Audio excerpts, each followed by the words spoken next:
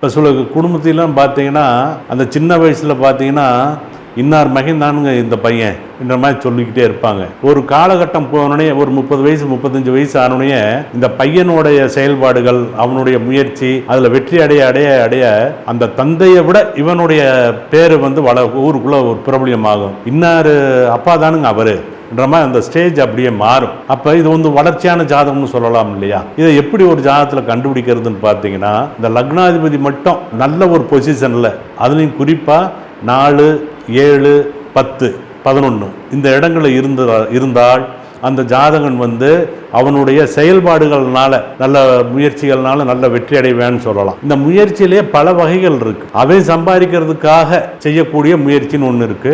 இன்னொன்று இருக்கு தர்ம காரியங்கள்னு ஒன்று இருக்கு. இப்போ கோயில் குளத்துக்கு செய்யறது, ஸ்கூல்கள் கட்டுறது, தர்மஸ்தாலைகள் கட்டுறது, அன்னச்சத்திரம் கட்டுறது, இந்த மாதிரிலாம் இருக்கு பார்த்தீங்களா? இது ஒரு தர்ம காரியம்னு போயிடும். அந்த மாதிரி ஒரு லக்னாதிபதி வந்து 1, 5, 9 தொடர்பான அந்த ஜாதகம் ஒன்று அப்பாவை விட பையன் வந்து தர்ம காரியத்தில் தர்மவானா இருக்கான் என்ற மாதிரி வரும். லக்னாதிபதி 4, 7, 10 இருந்தால் அப்பாவை விட இவன் நல்லா சம்பாதிக்கிறான்ற மாதிரி அந்த ஒரு பேரும்போக்கும் கிடைக்கும்னு நம்ம சொல்லலாம்.